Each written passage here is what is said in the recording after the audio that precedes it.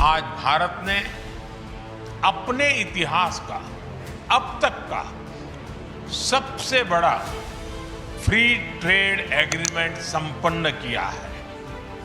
आज 27 तारीख है। ये सुखद संयोग है कि आज ही के दिन यूरोपियन यूनियन के 27 देशों के साथ भारत ये एफटीए कर रहा है। एक तरफ नई दिल्ली में भारत और यूरोपियन यूनियन अपनी ऐतिहासिक व्यापारिक डील का जश्न मना रहे हैं, तो दूसरी तरफ 7 समंदर पार अमेरिका के पेट में दर्द शुरू हो गया है। भारत और यूरोप के बीच हुए फ्री ट्रेड एग्रीमेंट यानी एफटीए का ऐलान अभी आधिकारिक तौर पर पूरा भी नहीं हुआ कि अमेरिकी राष्ट्रपति डोनाल्ड ट्रंप और उनके प्रशासन ने तीखे तेवर दिखाने शुरू कर दिए। वॉशिंगटन से आई एक चेतावनी ने पूरी दुनिया का ध्यान अपनी ओर खींच लिया। अमेरिका का कहना है कि यूरोप भारत के साथ ये डील करके अपनी ही बर्बादी का रास्ता साफ कर रहा है। सवाल ये है कि आखिर अमेरिका को इस व्यापारिक समझौते से इतनी मिर्ची क्यों लग रही है? क्या ये सिर्फ व्यापार की बात है या इसके पीछे रूस यूक्रेन युद्ध की वो कड़वाहट है जो अब भारत के दरवाजे तक पहुंच गई है? दरअसल इस पूरे विवाद के केंद्र में है तेल, और वो भी रूस का कच्चा तेल। अमेरिकी ट्रेजरी सचिव यानी वित्त मंत्री स्कॉट बेसेंट ने एक बहुत ही गंभीर और विवादित बयान दिया। बेसेंट का कहना है कि यूरोप भले ही ये दावा करे कि उसने रूस से तेल खरीदना बंद कर दिया है, लेकिन असलियत कुछ और है। अमेरिका का तर्क है कि भारत रूस से भारी मात्रा में कच्चा तेल खरीद रहा है, उसे अपनी रिफाइनरीज में साफ कर रहा है और फिर वही रिफाइंड प्रोडक्ट यूरोप के बाजारों में बेचा जा रहा है। अमेरिकी वित्त मंत्री ने सीधा आरोप लगाया कि इस एफटीए के जरिए यूरोप अनजाने में रूस यूक्रेन जंग की फंडिंग कर रहा है। उनका कहना है कि जो पैसा यूरोप से भारत जा रहा है वो असल में घूम फिरकर पुतिन के जंग की मशीन को चलाने वाला मददगार साबित हो रहा है, उसे मदद कर रहा है।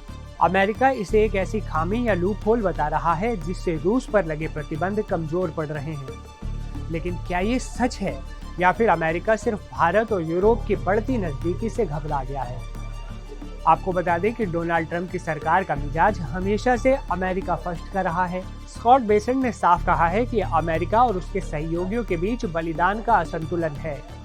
उनका तर्क है कि अमेरिका ने रूस की अर्थव्यवस्था को तोड़ने के लिए बहुत बड़ा आर्थिक बलिदान दिया, जबकि यूरोप व्यापारिक फायदों के बीच का रास्ता निकाल रहा है। याद रहे कि ट्रंप सरकार ने पहले ही भारत पर 50% तक का भारी भरकम टैरिफ थोप रखा है। इसमें वो 25% का टैरिफ भी शामिल है जो विशेष रूप से भारत की तरफ से खरीदे जाने वाले रूसी तेल पर लगाया गया है। अमेरिका का कहना है कि जब वो भारत पर सख्ती कर रहा है तो यूरोप उसी भारत के साथ रेड कारपेट बिछाकर व्यापारिक समझौते क्यों कर रहा है? ट्रंप प्रशासन का मानना है कि वो यूक्रेन युद्ध को खत्म कराने के लिए दबाव बना रहे हैं, लेकिन यूरोप की ये नई डील उस दबाव को कम कर रही है। अब सवाल ये उठता है कि क्या अमेरिका की इस नाराजगी का असर भारत और यूरोपियन यूनियन की इस मेगा डील पर पड़ेगा? अधिकारियों की माने तो डील पर बातचीत पूरी हो चुकी है और इसे पीछे खींचना अब नामुमकिन है। यूरोप इस वक्त एक ऐसी स्थिति में है जहां उसे चीन और अमेरिका दोनों पर अपनी निर्भरता कम करनी है। इसलिए उसे भारत जैसा एक स्थिर और बड़ा लोकतांत्रिक पार्टनर चाहिए। वहीं दूसरी तरफ भारत ने हमेशा ये साफ किया है कि उसकी ऊर्जा जरूरतें उसकी प्राथमिकता हैं और वो अपनी राष्ट्रीय सुरक्षा से समझौता कभी नहीं करेगा। अमेरिका की ये चेतावनी असल में दुनिया के बदलते समीकरणों का सबूत है। एक तरफ ट्रंप की टैरिफ वाली कूटनीति है और दूसरी तरफ भारत और यूरोप का खुला बाजार। ये देखना दिलचस्प होगा कि क्या अमेरिका के इस दबाव के आगे यूरोप झुकेगा या फिर मदर ऑफ ऑल डील दुनिया की नई आर्थिक हकीकत बन जाएगी, क्योंकि अब जंग सिर्फ मैदान पर नहीं बल्कि बाजारों और रिफाइनरीज में भी लड़ी जा रही है।